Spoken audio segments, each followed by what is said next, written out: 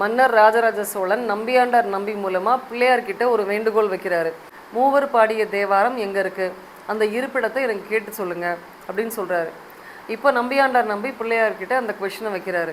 இந்த கேள்விக்கு பொல்லா பிள்ளையார் பதில் சொல்றாரு. என்ன அப்படின்னா, மூவர் பாடிய தேவாரம் தில்லை பொன்னம்பலத்தில் இருக்கு அப்படின்னு சொல்றாரு. தில்லை அப்படின்றது சிதம்பரம். சிதம்பரத்தில் உள்ள பொன்னால் செய்யப்பட்ட அம்பலம், அதான் பொன்னம்பலம்.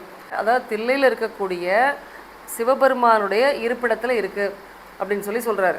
உடனே ராஜராஜ சோழன் நம்பியாண்டார் நம்பியை கூப்பிட்டுட்டு கிளம்பிடுறாரு. அங்கே போய் கேட்குறாரு. அங்கே அதுக்கு இன்சார்ஜாக உள்ள சைவ தலைவர்கள் அந்த ரூமை திறக்கிறதுக்கே மறுக்கிறாங்க. மூவர் வந்தால் தான் இதை ஓப்பன் பண்ணுவோம் அப்படின்னு சொல்கிறாங்க. ஏமாற்றத்தோடு திரும்பி வந்துடுறாங்க. அப்போ மன்னர் யோசிக்கிறாரு, இறைவனடி சேர்ந்த அந்த 3 பேரையும் திரும்ப கொண்டு வர்றது இயலாத காரியம்.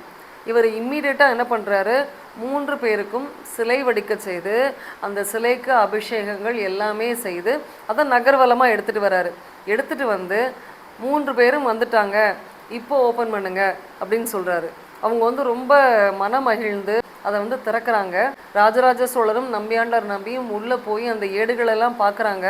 அதில் நிறைய ஏடுகள் சிதிலமடைந்து எல்லாம் உடஞ்சி பாழாகி கிடக்குது. அப்போது மன்னர் ரொம்ப மன வருத்தப்படுறாரு. அப்போ அவருக்கு ஒரு அசரீரி கேட்குது, மன்னா வருந்தாதே, இன்றைக்கு உனக்கு என்ன தேவையோ, இன்றைக்கு இந்த மக்களுக்கு என்ன தேவையோ அதை மட்டும் வைத்துவிட்டு மீதியை நாம் அழித்து விட்டோம் அப்படின்னு சிவபெருமானே சொல்கிற மாதிரி அவருக்கு ஒரு அசரீரி கேட்குது. கேட்ட உடனே மன்னர் நிம்மதி அடைகிறாரு. அந்த ஏடுகளை எல்லாமே நம்பியாண்டார் நம்பி வசம் ஒப்படைக்கிறாரு. நம்பியாண்டார் நம்பி அதை அவ்வளோத்தையும் தொகுக்கிறாரு. 12 திருமுறைகளாக தொகுக்கிறாரு. அதை தொகுக்கிறதுக்கு அவருக்கு யார் ஹெல்ப் பண்ணுறாங்க அப்படின்னா பிள்ளையார் தான் ஹெல்ப் பண்ணுறாரு. அதுக்கு பொருள் தெரியாததுக்கெல்லாம் அவர் தான் பொருள் சொல்லித்தராரு.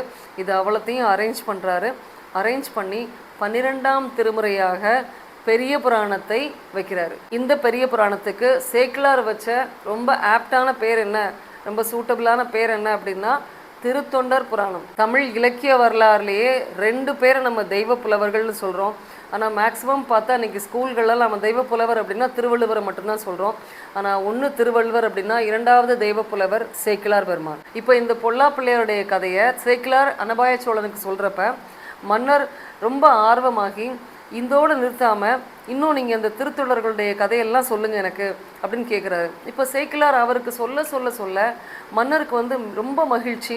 இவர் தன்னோட நின்று போகாமல் இந்த கதை எல்லாருக்கும் இந்த உலகத்துக்கே ரீச் ஆகணும் அப்படின்னு நினைக்கிறாரு. திருத்தொண்டர் புராணத்தை திரும்பவும் எல்லாருக்கும் புரிகிற மாதிரி, இந்த உலக மக்கள் எல்லாருக்கும் போய் சேர்ற மாதிரி மறுபடியும் எழுத சொல்கிறாரு. அப்படி பிறந்தது தான் திருத்தொண்டர் புராணம் அப்படின்ற பெரிய புராணம்.